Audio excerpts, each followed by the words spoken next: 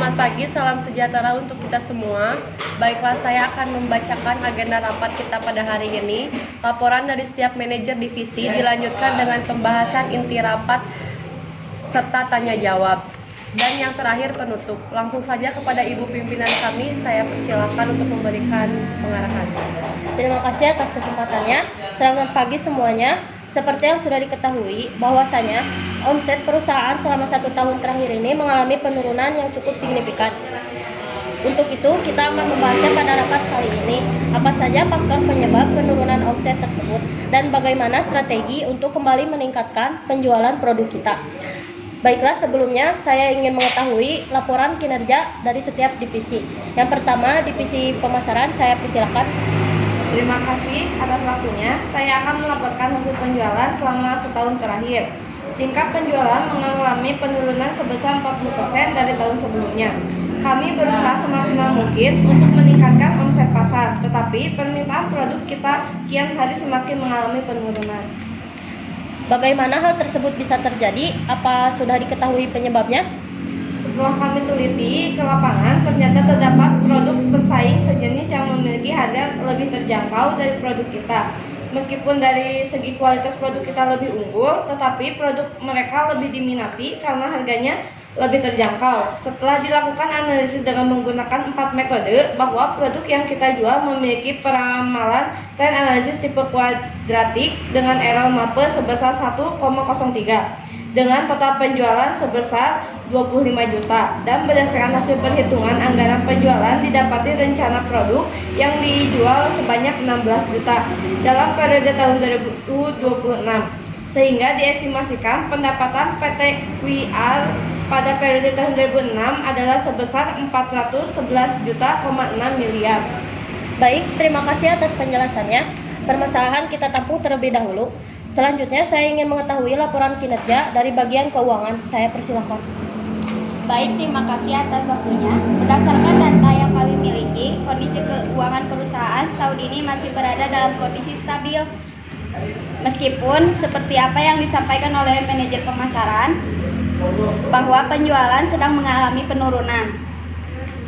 Setelah dianalisis mengapa hal tersebut bisa terjadi, ternyata penyebabnya karena tingkat penjualan kita tahun lalu sangat melampaui target. Karena itulah keuangan perusahaan kita saat ini masih terselamatkan. Syukurlah kalau begitu. Terima kasih atas penjelasannya. Selanjutnya dari bagian produksi, apakah ada keluhan?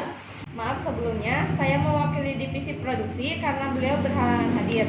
Untuk produksi masih berjalan dengan baik, hanya akhir-akhir ini beberapa mesin yang kita miliki sering mengalami kendala seperti tidak bisa beroperasi dan lain sebagainya. Hal tersebut yang menjadi keluhan pekerja di bagian produksi. Kalau boleh memberi masukan, sebaiknya kita segera melakukan servis dan pembersihan dan mesin-mesin produksi yang kita miliki, mengingat sebenarnya saat ini memang sudah mendekati jadwal servis tahunan. Berdasarkan penganggaran produksi, bahwasanya persediaan yang dimiliki perusahaan kami ini tidak teratur, sehingga menjadikan produksi barang dari ini ada yang kecil produksinya dan juga ada yang besar. Terima kasih atas penjelasannya. Saran diterima. Akan segera menghubungi pihak terkait untuk melakukan servis pada mesin-mesin produksi agar proses produksi tetap berjalan.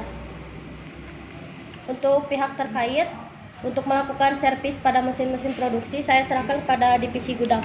Terima kasih atas waktunya. Semua produksi yang berada di gudang tersimpan dengan baik dan terawat. Begitu juga dengan kegiatan administrasi yang berjalan sebagaimana mestinya. Adapun satu-satunya masalah dari bagian kami adalah keadaan gudang yang mulai menyempit karena penjualan produksi sedang mengalami penurunan, sedangkan bagian produksi tetap memproduksi produk seperti biasanya.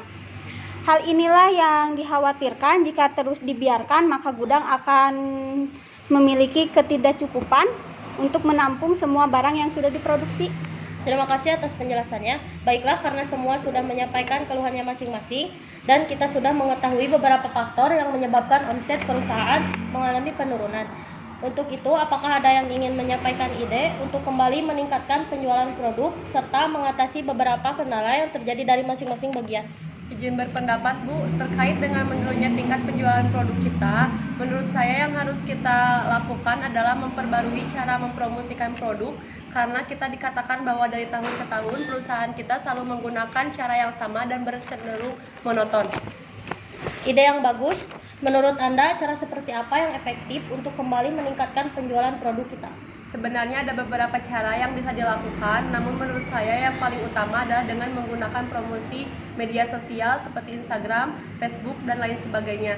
Selain itu, kita juga harus menjual produk secara online di beberapa aplikasi e-commerce seperti Shopee, Lazada, Tokopedia, dan sebagainya.